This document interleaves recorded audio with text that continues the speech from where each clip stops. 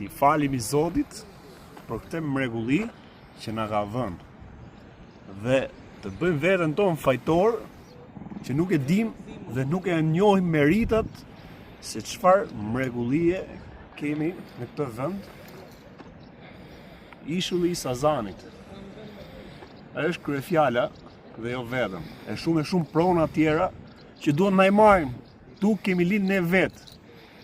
Për ato zërat që thonë, ha, ma qa të boni ju ka e protesta, pse ma të ndryshoni gjë ju atje, qa kemi ndryshuar ne, jo më jo, na i kanë marrë gjitha, na i kanë shkatruar jetën, duke sikur po i përsërisim prapë shumë herë këto fjalë, por kjo është ajo që ka shkuar, thika, ndaç në palc, ndaç në kock, kjo është ajo vendi jon, kjo është perla jon.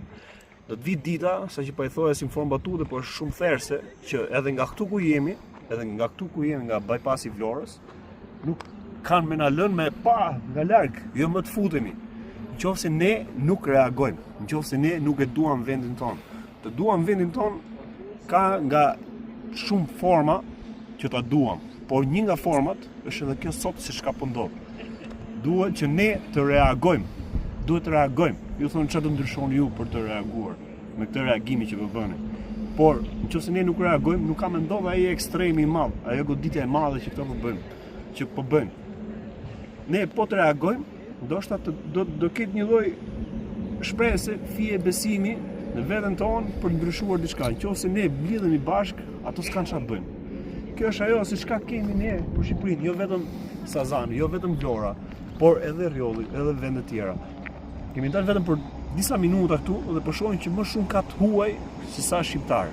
A doni ju që të ketë, do të thënë, mos ketë më shqiptar, se kështu si po shkojnë gjërat, po na marrin pronën, po na marrin jetën, po na largojnë nga ky vend dhe realisht nuk do të vim dot më as si turist, si do na i vjen kryqe dhe pasaportës tonë, që mos shkelim më këtu. Sa e rëndë është si gjë.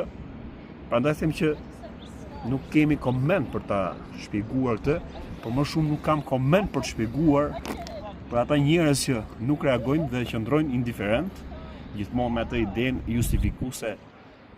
Po çfarë do ndryshosh ti? Çfarë do ndryshoni ju? Është e disata ditë që shqiptarët më së fundmi po japin një mesazh kësaj klase politike, këtyre tradhtarëve, këtyre pushtetarëve, këtyre oligarkëve, këtyre që punojnë për interesat e veta dhe asgjë për ne, për shumë në forma, në shumë drejtime, por një drejtim, një pikë është kjo se çka po flasim për sa i përket pronës. Po na morën pronën, nuk kemi më as shtetësi nuk kemi për ta pasur më nesër.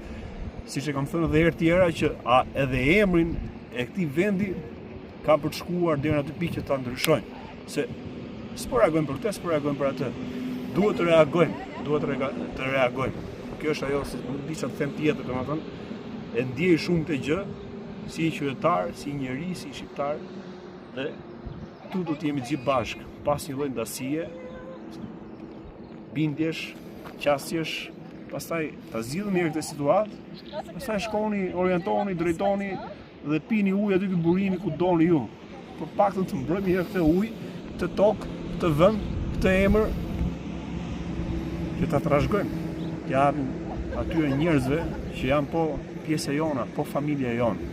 Uroj që të ketë ardhur ky mesazh sa më mirë edhe për gjithë ju dhe uroj që të gjeni vend të kjo gjë edhe të lëvizi diçka tek ju dhe të bëhemi gjithë bashkë, të japim dorë njëri tjetrit dhe të fitojmë Shqipërinë, të fitojmë veten tonë, të fitojmë besimin dhe për të përmirësuar jetën tonë, vendin tonë dhe të ardhmen tonë. Ju përshëndes.